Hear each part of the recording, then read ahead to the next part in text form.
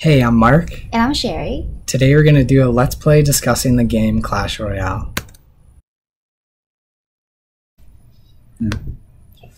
Clash Royale was released by Supercell in 2016. It is the successor to Clash of Clans. This game is a mobile game that runs on both iOS and Android. The simplicity of the game is one of the strongest features. It makes it appeal to a larger audience than a standard video game on a console or PC.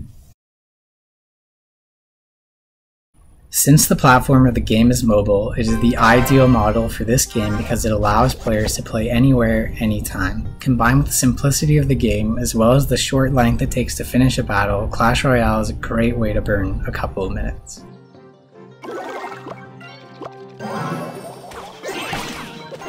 The objective is simple: destroy all the opponent's towers.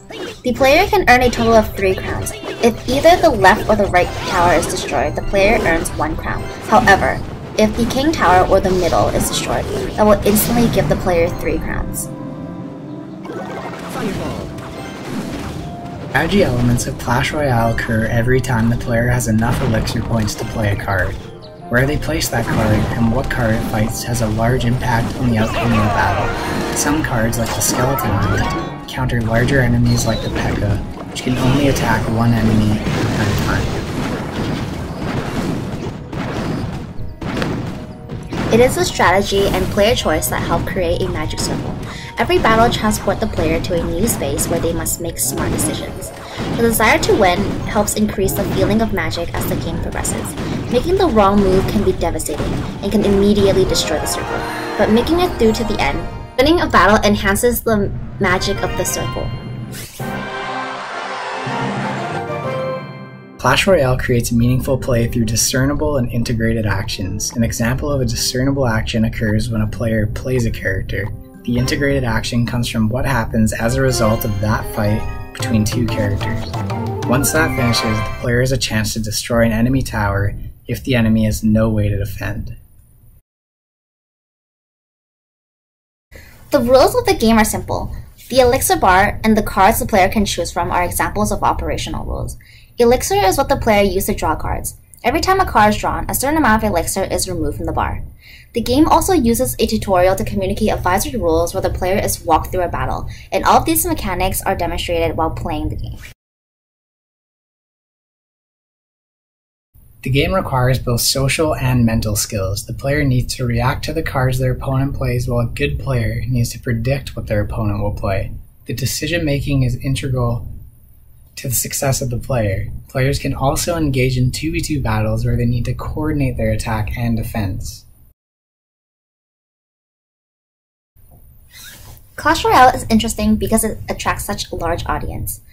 It is not driven by a narrative, but the mechanics have enough depth to be entertaining in short sessions which attract casual gamers.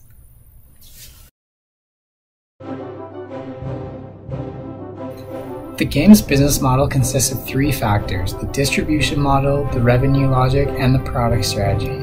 The underlying business model that Clash Royale uses is freemium. The player can choose to buy more gems so they can open chests faster, which unlocks or upgrades characters. It offers discounts for buying larger amounts of currency at a time, and if the player receives a duplicate from a chest, they can use it to upgrade the power of that card. This makes the game fall under the pay-to-win model because the player can become more powerful by spending real money to earn items faster and level up quicker. The game is successful because players battle each other in real time, which encourages players to spend money. And now we're going to show you a quick battle. So as you can see, there is a purple bar at the bottom, which is your elixir bar, and you get a maximum of 10 elixirs. And what you don't want to do is to have your bar full, like it is right now, because now you're just wasting elixir. And what I like to do is wait for my opponent to drop some troops down. Okay, so I can just defend. Okay, I'm gonna put a giant down to push on the right side, and hopefully I can get a tower. Okay, I'm just gonna arrow their Skeleton Army. Okay.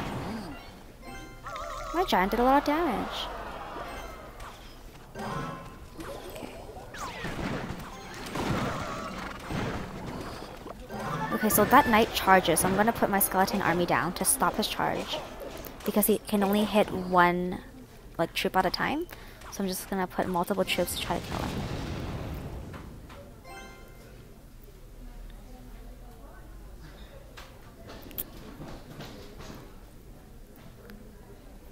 So what I like to do is wait for my bar to go full, so I have full elixir to go and try to win the tower. I'm just gonna put my wizard down and see what my opponent puts down. Okay, he put a giant skeleton, and what I'm gonna do is put my minion horde, because the skeleton can't hit things that are in the air. So there's no way that he can damage my little skeleton.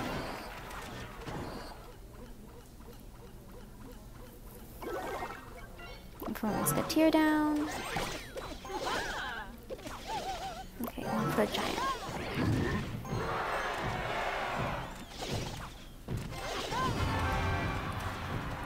Okay.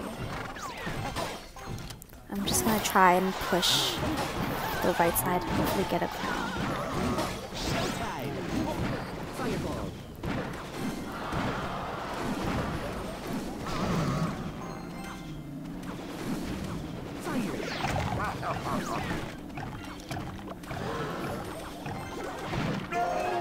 Oh, there goes one crown.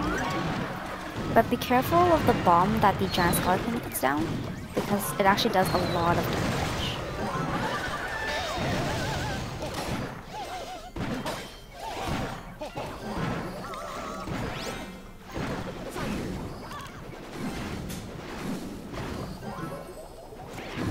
Oh, so there's a reminder that the battle is going to end in 10 seconds. So as long as you defend for 10 more seconds, you will win for sure, because we have one tower down and they have none. So there we go. We won the match. Thanks for watching our video. Bye!